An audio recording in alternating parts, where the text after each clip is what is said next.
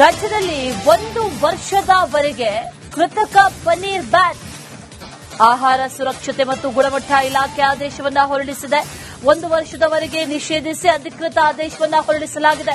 Hotel ಮತ್ತು ರೆಸ್ಟೋರೆಂಟ್ಗಳಲ್ಲಿ ಕೃತಕ ಪನ್ನೀರನ್ನ ಬಳಕೆ ಮಾಡಲಾಗ್ತಾ ಇತ್ತು ಅನ್ನುವಂತ ಮಾಹಿತಿ. ಆಹಾರ ಸುರಕ್ಷತೆ ಮತ್ತು ಗುಣಮಟ್ಟ ಇಲಾಖೆಯಿಂದ ಈ ಕೃತಕ ಪನ್ನೀರನ್ನ ಬ್ಯಾನ್ ಮಾಡಲಾಗಿದೆ. ಆಹಾರ ನಿಯಂತ್ರಣ ಕಾಯ್ದೆಯನ್ನ ಉಲ್ಲಂಘಿಸಿ ಏನಾದರೂ ಮಾಡಿದ್ರೆ ಕ್ರಮ ಅಂತ ಎಚ್ಚರಿಕೆಯನ್ನ ಕೂಡ ಕೊಟ್ಟಿದ್ದಾರೆ. ಪನ್ನೀರ್ ಮಾರುವವರ ವಿರುದ್ಧ ಸಮರವನ್ನ ಸಾರಿದೆ ಈಗ ಆಹಾರ ಇಲಾಖೆ. ರಾಜ್ಯದಲ್ಲಿ 1 ವರ್ಷ ಈ ಕೃತಕ ಪನ್ನೀರ್ ಏನಿದೆ, ಕೃತಕವಾಗಿ ತಯಾರಾಗುವಂತಹ ಪನ್ನೀರ್ ಏನಿದೆ, ಅದನ್ನ ನಿಷೇಧಿಸಿ ಆದೇಶವನ್ನ ಹೊರಡಿಸಿದ್ದಾರೆ. ಅಧಿಕೃತ ಆದೇಶ ಕೂಡ ಈಗ ಹೊರಗೆ ಬಂದಿರೋದನ್ನ ಗಮನಿಸ್ತಾ ಇದ್ದೀವಿ. ಆದೇಶದ ಪ್ರತಿಯನ್ನ ಗಮನಿಸ್ತಾ ಇದ್ದೀವಿ. 1 ವರ್ಷದವರೆಗೆ ಕೃತಕ ಪನ್ನೀರ್ ಬ್ಯಾನ್.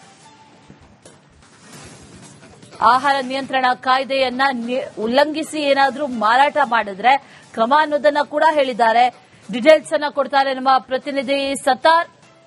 ದೂರವಾಣಿ ಸಂಪರ್ಕದಲ್ಲಿ ಜಾಯಿನ್ ಆಗಿದ್ದಾರೆ, ನೇರ ಸಂಪರ್ಕದಲ್ಲಿದ್ದಾರೆ.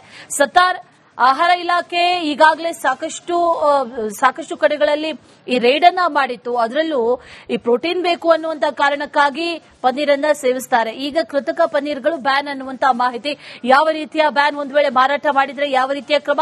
ಡೀಟೇಲ್ಸ್ ಏನಿದೆ ಸದ್ಯಕ್ಕೆ?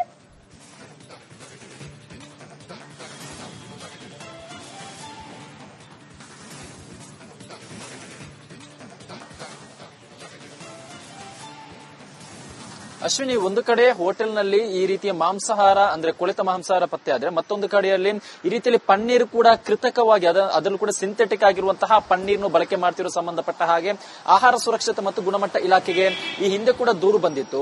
ಪ್ರಮುಖವಾಗಿ ಈ ಸಿಂಥೆಟಿಕ್ ಪನ್ನೀರ್ ಅಥವಾ ಕೃತಕ ಪನ್ನೀರ್ ಅಥವಾ ಅನಲಾಗ್ ಪನ್ನೀರ್ ಏನಿದೆ, ಇದು ಸಾಮಾನ್ಯವಾಗಿರುವಂತಹ ಪನ್ನೀರನ್ನು ಹಾಲಿನಿಂದ ತಯಾರು ಮಾಡಿದ್ರೆ, ಈ ಒಂದು ಕೃತಕವಾಗಿರುವಂತಹ ಪನ್ನೀರನ್ನು ಫಾರ್ಮ್ ಆಯಿಲ್ ಅಥವಾ ಹಾಲಿನ ಪೌಡರ್ ಅನ್ನು ಬಳಕೆ ಮಾಡಿ, ಜೊತೆಗೆ ಸಸ್ಯಜನ್ಯ ಎಣ್ಣೆ ಅದನ್ನು ಬಳಕೆ ಮಾಡಿ, ಜೊತೆಗೆ ಒಂದಿಷ್ಟು ರಾಸಾಯನಿಕವನ್ನು ಬಳಕೆ ಮಾಡಿ ತಯಾರು ಮಾಡಲಾಗ್ತಾ ಇದೆ. ಇದು ಕಡಿಮೆ ದರದಲ್ಲಿ ಸಿಗುವುದರಿಂದ ಇದನ್ನು ಹೆಚ್ಚಿನ ಸಂಖ್ಯೆಯಲ್ಲಿ ಮಾರಾಟ ಮಾಡಲಾಗ್ತಾ ಇದೆ. ಈ ಒಂದು ಅನಲಾಗ್ ಪನ್ನೀರ್ ತಿನ್ನುವುದರಿಂದ ಇದರಲ್ಲಿ ರಾಸಾಯನಿಕ ಇರುವುದರಿಂದ ಜನರ ಆರೋಗ್ಯ ಕೆಡುತ್ತೆ. ದೀರ್ಘಕಾಲದವರೆಗೆ ಇದನ್ನು ತಿನ್ನುವುದರಿಂದ ದೊಡ್ಡ ಮಟ್ಟದಲ್ಲಿ ಆಹಾರ ಸಮಸ್ಯೆ ಎದುರಾಗಬಹುದು ಅಂತ ಈಗಾಗಲೇ ಆಹಾರ ತಜ್ಞರು ಕೂಡ ಒಂದು ಎಚ್ಚರಿಕೆಯನ್ನು ಕೊಟ್ಟಿದ್ರು. ಈ ಬೆನ್ನಲ್ಲೇ ಇದೀಗ ಕೃತಕ ಪನ್ನೀರನ್ನು ಬ್ಯಾನ್ ಮಾಡಿ ಆದೇಶ ಮಾಡಿರುವಂತದ್ದು.